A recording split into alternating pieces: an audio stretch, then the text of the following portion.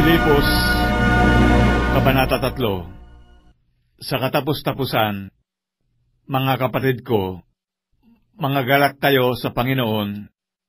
ang pagsulat ko nga sa inyo ng mga gayunding bagay, sa akin ay tunay na hindi nakangangalay, ngunit sa inyo'y katiwasayan. Magsipag-ingat kayo sa mga aso, magsipag-ingat kayo sa masasamang manggagawa, magsipag-ingat kayo sa mga sa pagtutuli, sapagkat tayo ang pagtutuli na nagsisisamba sa Espiritu ng Diyos at nangagmamapuri kay Kristo Jesus at walang anumang pagkakatiwala sa laman. Bagamat ako'y makapagkakatiwala sa laman, na kung ang iba ay nag-aakala na may pagkakatiwala sa laman, ay lalo na ako, na tinuli ng 8 araw, mula sa lahi ng Israel, mula sa angkan ni Benjamin, Hebreo sa mga Hebreo, tungkol sa kautusan, ay Pariseo, tungkol sa pagsisikap, ay mang-uusig sa iglesia, tungkol sa kabanalan na nasa kautusan, ay walang kapintasan. Gayunman ang mga bagay na sa akin ay pakinabang, ay inari kong kalugihan, alang-alang kay Kristo. Oo nga, at lahat ng mga bagay ay inari kong kalugihan dahil sa dakilang kagalingan ng pagkakilala kay Kristo Jesus na Panginoon ko. Na alang-alang sa Kanya'y tiniis ko ang kalugihan ng lahat ng mga bagay, at inari kong sukal lamang, upang tamuhin ko si Kristo, at ako'y masumpungan sa Kanya, na walang katuwirang aking sarili, sa makatuwid bagay sa kautusan, kundi ang katuwirang sa pamamagitan ng pananampalataya kay Kristo, ang katuwirang ang buhat sa Diyos sa pamamagitan ng pananampalataya, upang makilala ko siya,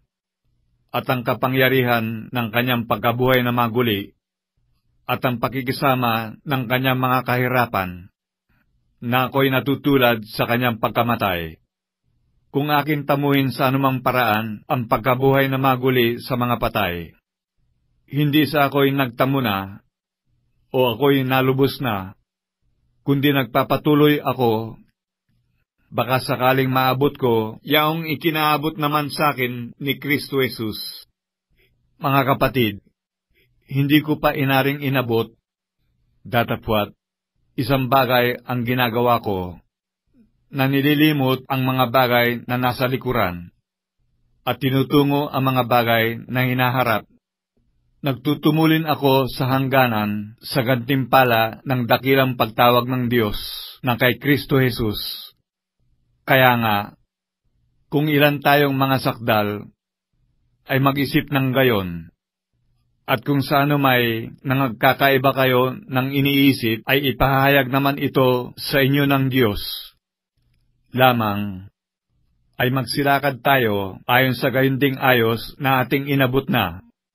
Mga kapatid, kayo'y mangagkaisang tumulad sa akin,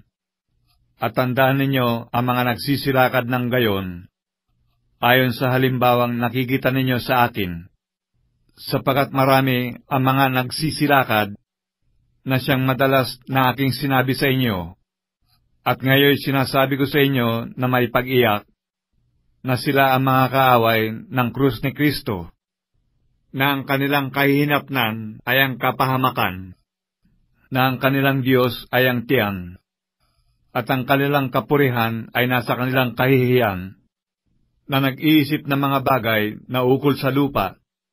sapagkat ang ating pagkamamamayan ay nasa langit. Mula doon ay hinihintay naman natin ang tagapagligtas, ang Panginoong Hesukristo, na siyang magbabago ng katawan ng ating pagkamababa, upang maging katulad ng katawan ng Kanyang kaluwalhatian, ayon sa paggawa na may pagpapasuko niya sa lahat ng mga bagay sa Kanya.